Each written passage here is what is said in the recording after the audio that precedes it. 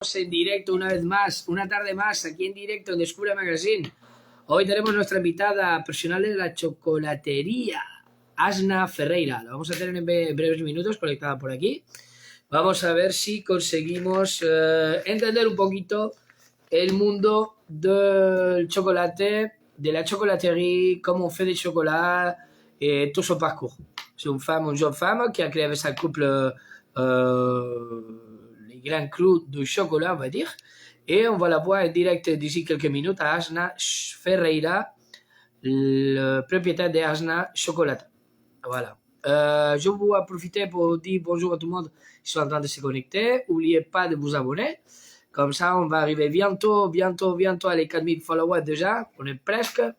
Et il faut penser aussi que ce week-end, on va être le week-end à Carol Rock. On va faire des directs aussi depuis là-bas.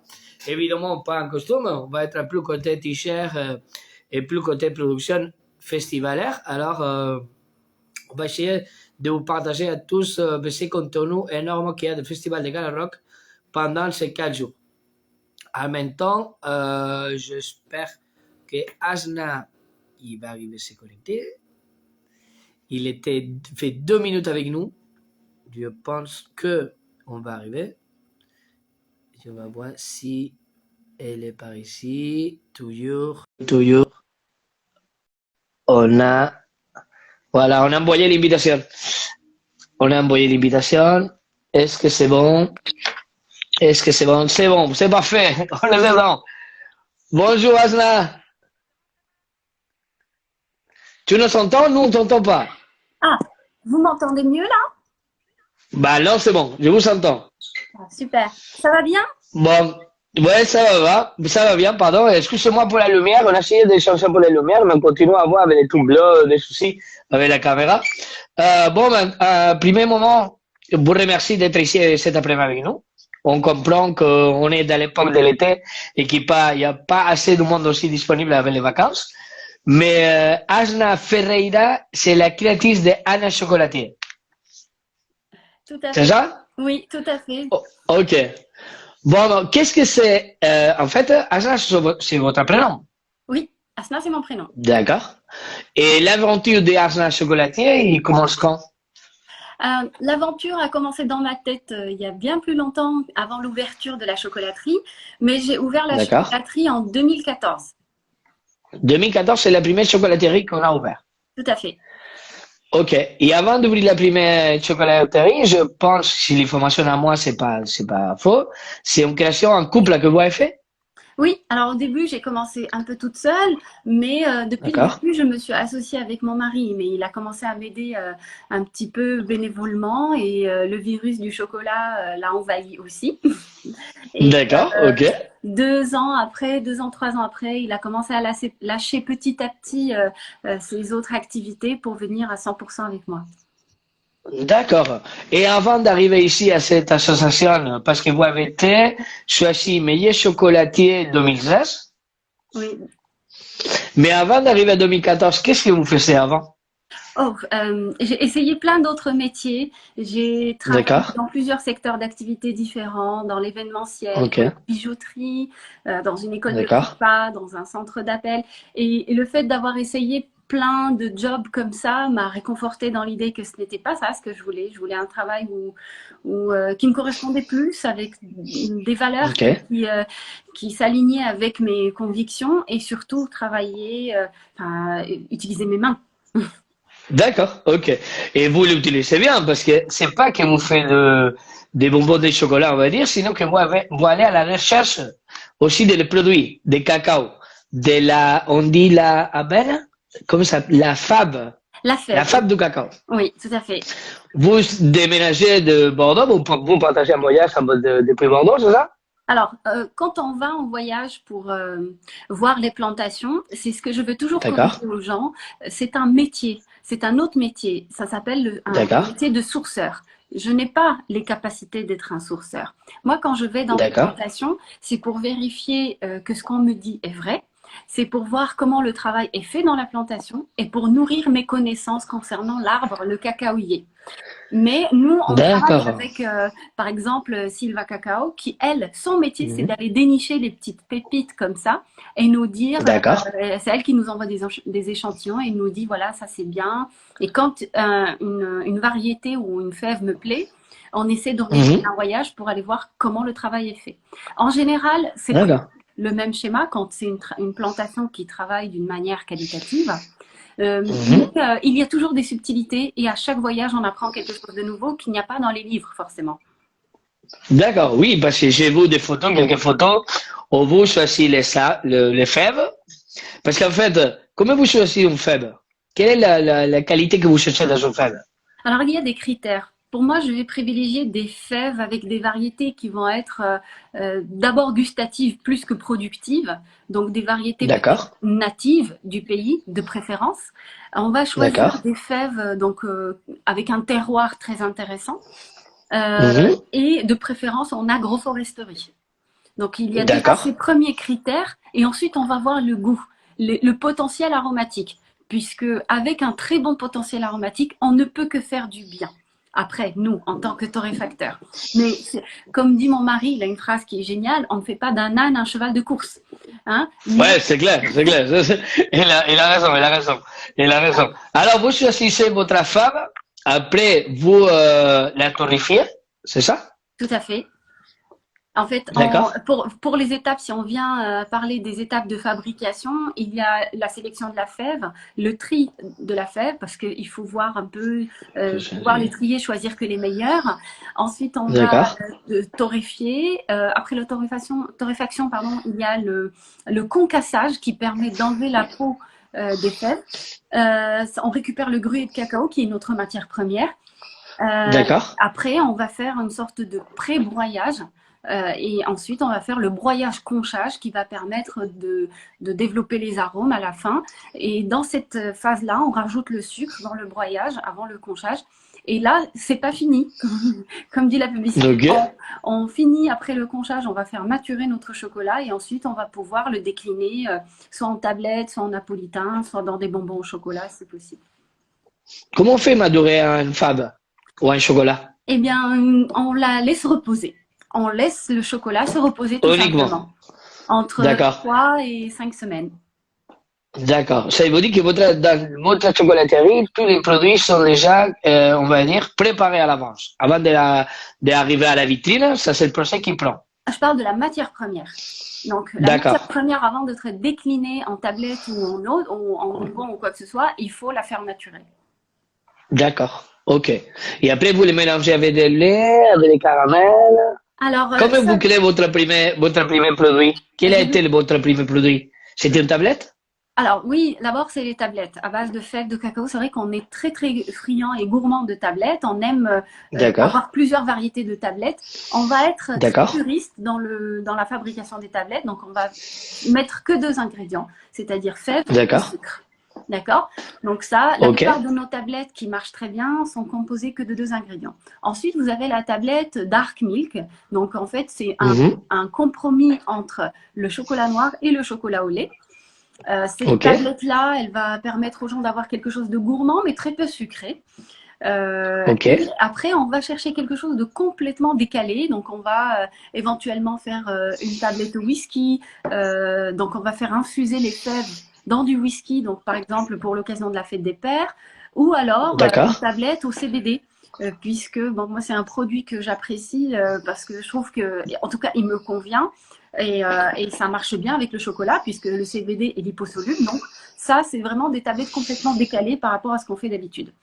Et sinon, on va rarement trouver chez nous des tablettes très fantaisistes. On va faire une tablette au café pour les amateurs de café, mais je ne vais pas avoir des tablettes aux fruits secs. Je parle toujours des tablettes.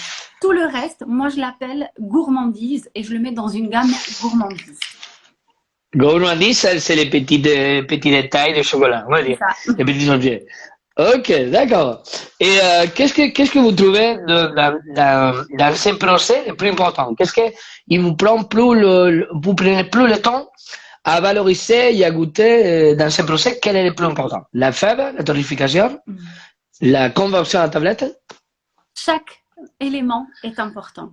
Le choix de la torréfaction. Nous, pendant la torréfaction, on peut complètement abîmer le travail qui a été fait avant. Nous, l'intérêt d'être très concentré. Et donc, moi, je dis, on apprend toujours. Je me remets toujours en question et je remets toujours en question la façon dont on travaille parce que je me dis, et si je peux faire mieux après? Donc là, un autre credo, c'est de ne pas surtorréfier, ne pas brûler la fève, ne pas perdre des arômes qui étaient là. Donc, il y a des arômes clés qu'on trouve. Par exemple, on peut trouver dans une fève des notes d'agrumes ou des notes florales. Ça, c'est rare parce que c'est une fève, on va parler d'une note cacaotée. Mais moi, je veux des notes au-delà des notes cacaotées. Je veux des notes qui sont autour. Et c'est ça que j'ai envie de valoriser et de préserver malgré la torréfaction. D'accord. Ce n'est pas parce qu'on fait pas un cacao cru qu'on est censé tout perdre. Donc, vraiment, mon attention va être vraiment portée sur la torréfaction. Pour le reste, c'est de l'affinage. C'est quelque chose qui se peaufine. On n'a pas des machines industrielles, on a des petites machines. Donc, on ne peut pas obtenir un chocolat, par exemple, qui va descendre rapidement en moins 20 microns. Puisque la granulométrie qu'on cherche au niveau du palais, des fois, on peut avoir une granulométrie à 30 microns, mais je me dis, je préfère sacrifier la granulométrie pour garder quand même plus d'arômes pour le moment, puisque je n'ai pas les machines pour. D'accord. Parfait. J'avais dit que votre méthode de travail, c'est un peu traditionnelle? Oui. À l'ancienne? Oui, effectivement, c'est un peu à l'ancienne, avec le moins d'intrants possible. Comme j'ai dit, quand on fait une tablette de chocolat noir, il n'y a que 2 ingrédients. On ne rajoute même pas de beurre de cacao. C'est comme ça que faisaient les anciens, puisque je pense pas qu'ils avaient une machine pour extraire le beurre de cacao. Donc pour le moment, on fonctionne comme ça et les clients adorent, puisque les chiffres en parlent, parce que depuis qu'on est passé sur ce schéma-là, on a multiplié par 6 nos ventes de tablettes. D'accord, je pense que l'univers du cacao, c'est énorme. C'est énorme. Et de plus en plus, on le voit aussi souvent dans les événements. Moi, je me souviens une fois que j'étais à Bordeaux So Good, où vous faisiez une démonstration pour manger des cacao, pour faire des cacao. Et il y avait aussi de autres côtés qu'on apprenait à déguster les cacao. Non? Il y a comme des dégustations de cacao. Qu'est-ce qu'on peut déguster quand vous faites une dégustation de cacao? Parce que tout le monde pense dégustation de cacao, mais c'est du chocolat. Qu'est-ce qu'on peut déguster? Alors, ça dépend. Oui, vous avez plusieurs façons de voir le chocolat. Vous avez le chocolat gourmandise, vous allez le manger pour vous réconforter, passer un bon moment. Souvent, les gens prennent un petit carré devant la télé. Là, effectivement, vous ne le faites pas en pleine conscience. Vous prenez un élément, une gourmandise sucrée. D'accord? Maintenant, si on se calque sur le monde du vin, on peut traiter le chocolat exactement comme un vin. Un bon vin se déguste. Donc, on peut déjà être présent et par son cœur et par son cerveau pour pouvoir commencer la dégustation et mettre tous ses sens en éveil. Le sentir, sentir le croquant et prendre le temps de le faire fondre et passer 2 minutes entre chaque bouchée. C'est long 2 minutes. Donc faire fondre le chocolat, c'est une chance. La température de notre palais, elle est à 37 degrés. Le chocolat fond très bien à 37 degrés.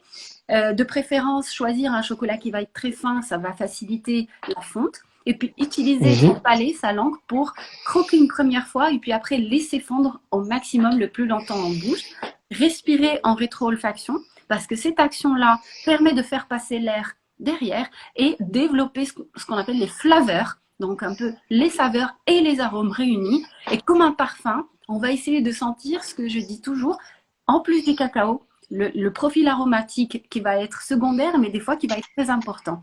Encore une fois, comme un parfum, vous avez la note de tête, la note de corps et la note de fond. Je pense que c'est pareil dans le chocolat. D'accord, bien clairement. Hein. On regarde aussi la forme, les couleurs. Tout.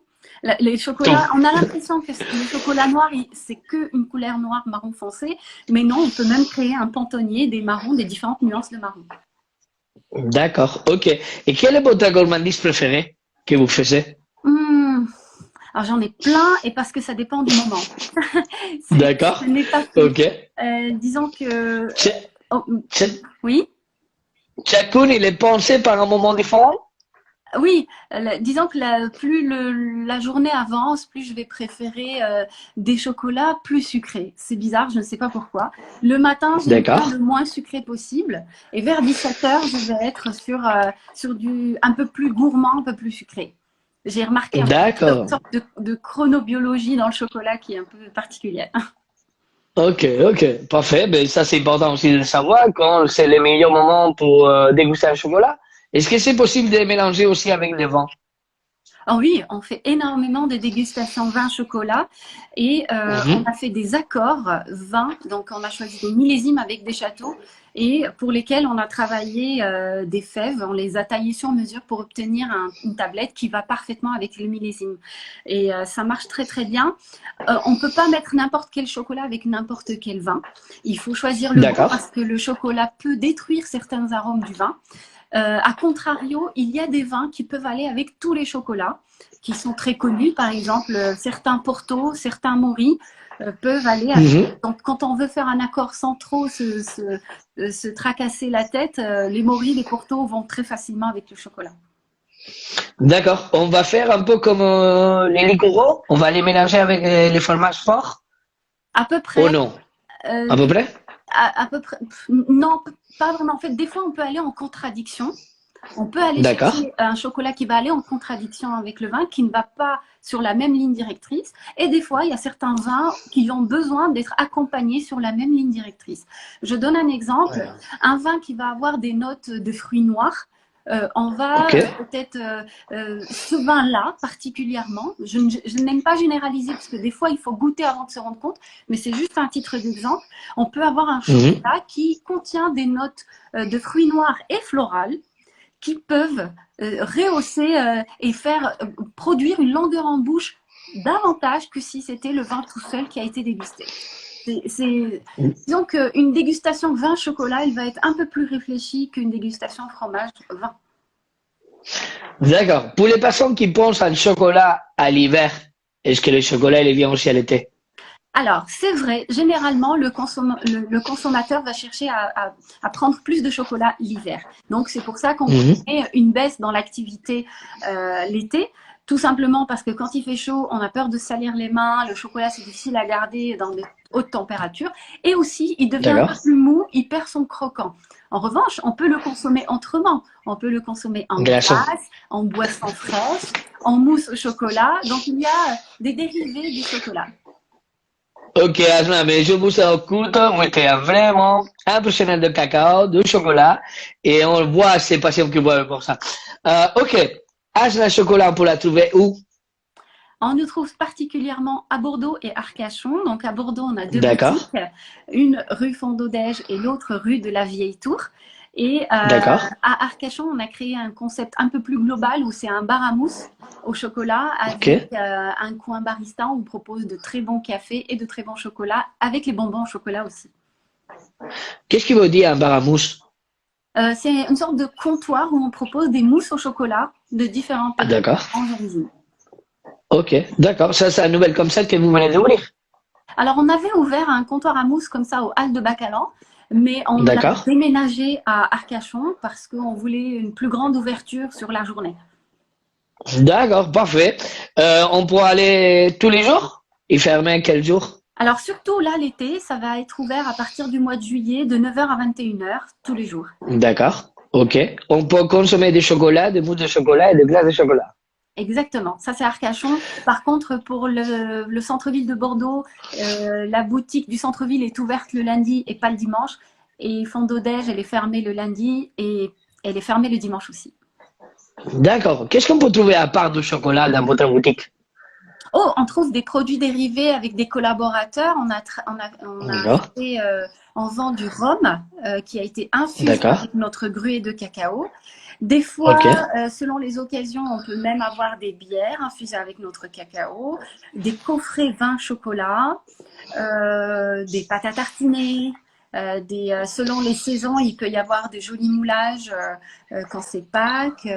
Voilà, donc c'est très très. En fait, vous avez une vraie gamme de produits des lignées de cacao, de chocolat. C'est ça. D'accord, on peut les goûter en toute forme et tout procès, on va dire. Un peu, donc on essaie d'avoir un maximum parce que on n'est pas tous pareils. Il y a des gens qui vont préférer des produits un peu plus sucrés, d'autres vraiment très puristes, d'autres pour offrir. Donc on essaie de proposer un large choix. D'accord, parfait. Ben, Anna, c'était un plaisir de parler avec vous cet après-midi de cacao. Est-ce que vous pensez qu'on a oublié un truc à dire en referant de Anna Chocolat? Un truc à dire à la fin, juste vivez votre vie pleinement et D'accord. profitez de chaque instant parce que tout change, tout est court et il faut vraiment profiter de la vie. D'accord, parfait. Ben, on reste avec ton message. On te remercie encore. On va mettre aussi ton lien vers notre invité avec le lien de Asna Chocolat. Et est-ce qu'on peut faire des commandes online? Oui. Oui, on a un site internet préparé pour faire les commandes où il y a l'histoire de choisir la fève, torréfier la fève et le procès. Oui. Et il y a une boutique aussi avec un catalogue. Tout à fait, on a un site internet. Les gens peuvent commander en ligne, on en voit un peu partout dans le monde d'ailleurs. Et même les professionnels peuvent passer par le site internet. D'accord. Vous livrez à toute Europe? On livre partout. À toute l'Europe? Oui. Ok, parfait. Mais Asna, mais c'était un plaisir de partager ces moments, partager votre passion et partager votre adresse. Je vais mettre les liens après notre interview et comme ça, je vous souhaite les meilleurs pour l'été. On va voir si on va vendre beaucoup de glaces pour tout le monde de chocolat. On dit que le chocolat, il montre aussi l'endorphine, non? C'est la molécule de bonheur. Voilà, moi je pense que oui, parce que c'est vrai que quand on mange pas beaucoup de chocolat, en tout cas pour moi, c'est vrai que je sens un manque. Ah ouais, d'accord, ok. Mais voilà, pour envoyer à tout le monde le bonheur, je recommande Asna Chocolatier et sa passion, évidemment. Bon, bonjour Asna, à bientôt. Merci beaucoup, au revoir. Ciao, au revoir, au revoir. À bientôt. Sí, bon, aujourd'hui on a eu Asna Ferreira, propietaria de Asna Chocolatier, que podéis ir a visitar en nuestro sitio internet también. Il faut pas oublier, vous pouvez s'abonner à son compte, à notre compte, pour suivre son actualité. Et on se voit bientôt dans quelques jours dans direct de Big Rock pour toutes les interviews qu'on prépare musicalement et culturellement. Alors, je vous dis à bientôt, soignez-vous, faites attention à tout le monde et à bientôt. À la prochaine direct. Ciao, ciao.